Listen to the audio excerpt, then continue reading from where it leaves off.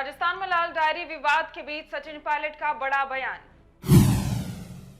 कहा भाजपा के पास कुछ नहीं, इसीलिए साजिश रच रहे हैं। पायलट ने कहा एकजुटता के साथ जीतेंगे चुनाव, विपक्ष के नए संगठन इंडिया का भी क्या जिक्र। नमस्कार, आपके साथ में हूं पूजा परमार। आप देख रहे हैं द फैक्ट इंडिया। राजस्थान में लाल डायरी विवाद पर चर्चा हो रही है। कांग्रेस के नेता इसे भाजपा की चाल बता रहे हैं, तो वहीं भाजपा इसे चुनावी फायदे के रूप में इस्तेमाल करने की कोशिश कर रही है। लाल डायरी के बवाल के वक्त सचिन पायलट प्रदेश में नहीं थे। इस पर भी कई सवाल उठे, क्योंकि लाल डायरी का जिक्र करने वाले राजेंद्र गुढ़ा हर मोर्चे पर पायलट के साथ नजर आए थे। बेंगलुरु में 26 जुलाई को सचिन पायलट ने यूथ कांग्रेस के महाधिवेशन बेहतर भारत की बुनियाद में देश के कोने कोने से आए पार्टी के युवा कार्यकर्ताओं को संबोधित किया और उनमें जोश भरने का प्रयास किया। इस दौरान पायलट ने कहा कि कर्नाटक ने देश की राजनीति को बदल दिया है। विपक्षी दलों की एकजुटता, कांग्रेस कार्यकर्ताओं में ऊर्जा और भाजपा नेताओं में घबराहट कर्नाटक के चुनाव के बाद ही आई है। इसके बाद सचिन पायलट ने राजस्थान का भी जिक्र किया। आगे बढ़ने से पहले पायलट का बयान जरा आप सुन लीजिए। मेरे को राजनीति में लगभग 22 साल हो गए और इन 22 सालों में मुझे कांग्रेस पार्टी ने बहुत सारे अवसर दिए। मैं दिल्ली में मैंने काम किया, प्रदेश में काम किया, सांसद के रूप में काम किया, केंद्र के मंत्री के रूप में काम किया। लेकिन जिस काम में सबसे ज्यादा मजा मुझे आया,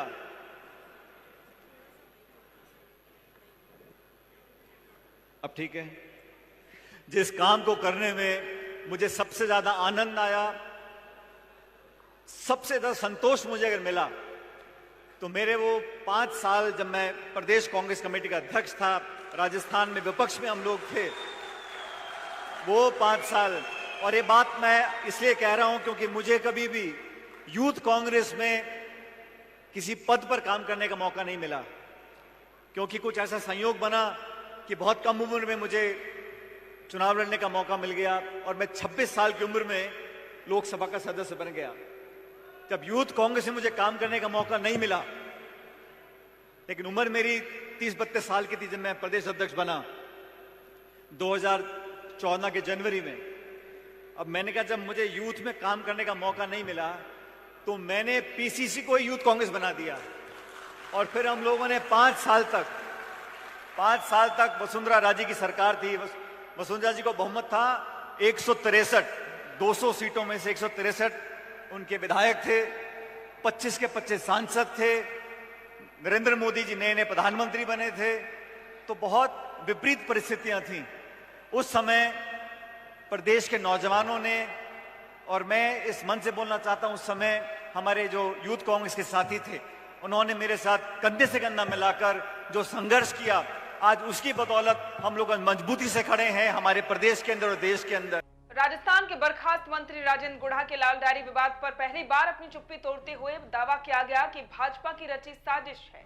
मुख्यमंत्री अशोक गहलोत के नेतृत्व वाली कांग्रेस का समर्थन करते हुए सचिन पायलट ने कहा कि भाजपा के पास हमारे खिलाफ कुछ भी नहीं है और इसीलिए वो साजिश रच रहे हैं।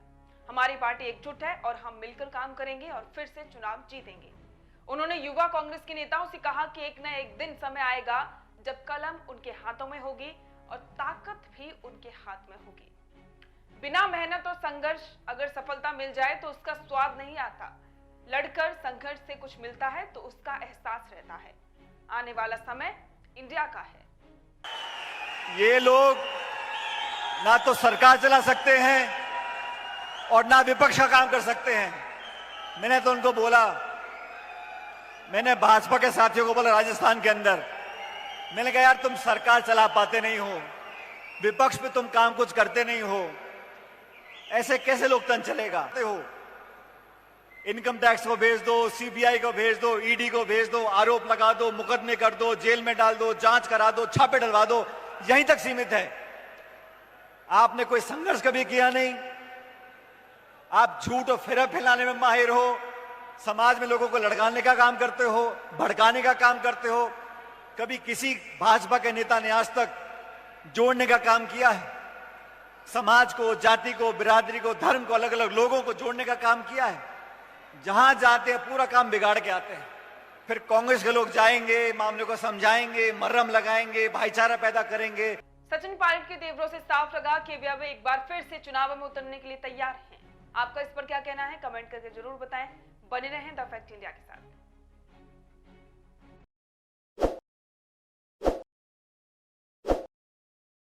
ताज़ा खबरों के लिए विजिट करें द फैक्ट इंडिया की वेबसाइट और डाउनलोड करें द फैक्ट इंडिया ऐप।